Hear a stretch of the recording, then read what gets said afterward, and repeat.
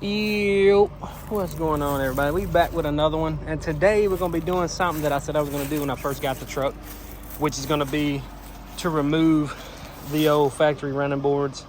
They honestly don't look bad. I'm just not a fan of running boards in general, so we're gonna be taking those things off, and just give you guys a little update on the leveling kit. It still rides like it does when it was stock. Still rides like it does when it was stock. Look how clean it is, man. That's one thing about a new truck that I love, is when you do stuff to them when they're new, you don't gotta worry about mud, grease, oil, all this other stuff getting on you. I know, like the Chevy truck, the frame of the truck was lined in it's like a oil-based stuff, I guess, to keep the frame from rusting. This truck doesn't have that. It's like a paint on this one rather than the gel filling kind of, I don't know what that stuff was, but it got on you and it wouldn't come off easy. But yeah, today we're gonna be taking the running boards off. I don't know if I put it in the last video, but I did take this thing to Virginia. Some of it was highway miles and some of it was like back roads, and I was getting like right at almost 18 miles a gallon, which I thought was great, being that the truck, well, it is, it's not lifted or anything. When I took it, it wasn't even on the leveling kit at that point. But I still feel like that was better than the new Silverado that I had, the white one. I feel like that was still getting better gas mileage than that thing. So, that's one thing I was hoping for, was better gas mileage. But another thing that I don't like is how quiet this thing is. Let me tell you guys, it's running right now. It is running right now. Look at that thing, you can't even hear it. Ah, my tip's dirty. Pause. But yeah, that's gonna be the next big thing we do. We're gonna take the muffler off and probably that big old freaking resonator back here, just so we can hear those little turbos. Because right now we're setting at, I think we're like almost 400 miles. Yeah, so we're at 382 on the mileage. Go back, let me show you the fuel economy. So I was closer to 18 than that. It was just, I've been riding uptown. I did go uptown last night. So that did drop it a little bit. Because when you go uptown, you get on your truck. I mean, I do. I don't know about anybody else. But when I go places, I like to feel the truck. And let me tell you, it still rides stock. It don't jump and bump all over the road with the leveling kit. I know some people don't like doing the leveling kits on their trucks, just because it feels like it's going to throw the suspension off. Let me just tell you, this one here, it still rides like it did when it was stock. Nothing has changed, in my opinion. I mean, it still feels like it does when it was stock.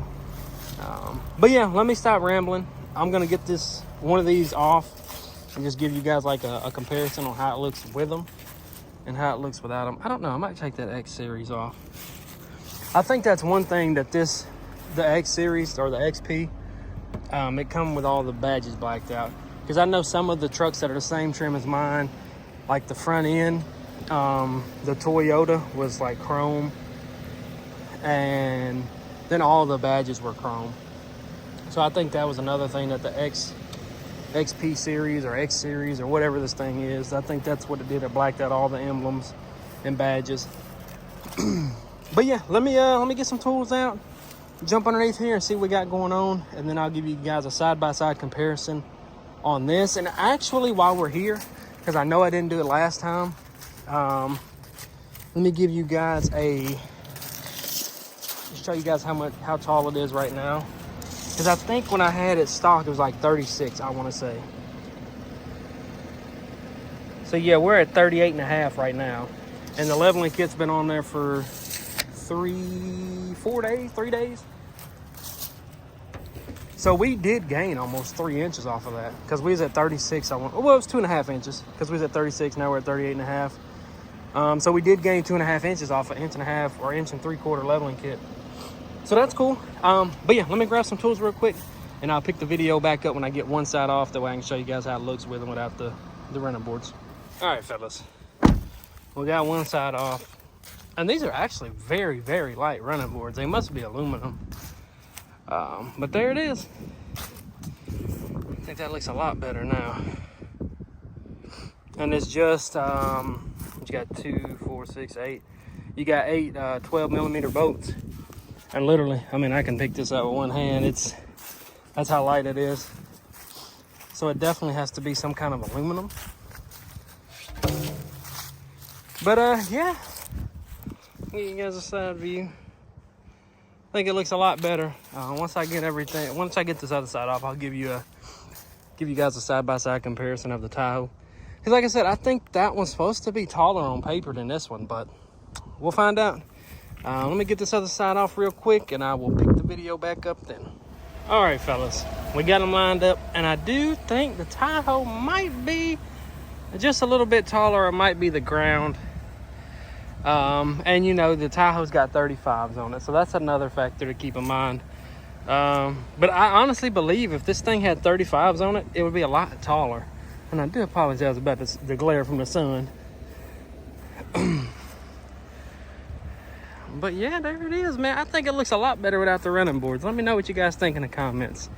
And it does look taller in the rear. That's just because the way the incline is on the ground right here. Unfortunately, in North Carolina, we don't have much flat ground. But yeah, let me know what you guys think. I think it looks a lot better, honestly, without the running boards. The old Tahoe, I had to start her up. She don't get driven much now. She just sits there. As you can see in that left or that right side headlight, it does got some water in it. I sealed the left one and it's good, but the right one I'm gonna have to reseal it. But yeah, let me know what you guys think. I think it looks phenomenal. Chevy and a Tahoe. But yeah, that's gonna do it for this one. And actually, you know what I'm gonna do? Let me grab the tape measure. And what I'm gonna do is I'm gonna measure from the ground up on both of them, just to see how close it is. Cause I'm kind of curious, cause it looks like they're the same height to me, if we're going off the hoods. But if we're going off the gap between the tire and the fender, it looks like the Tundra has more room. Let me see now. Because honestly, they look the same height from here. I don't know what you guys think, but let's see what the Tahoe's got. Let's see what the old Tahoe's got.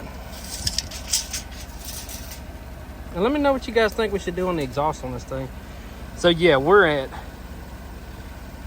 40 1/4, right at it. And what did I say this one was? 38 and some change. 38 1/2. So yeah, now this one's saying 38 now.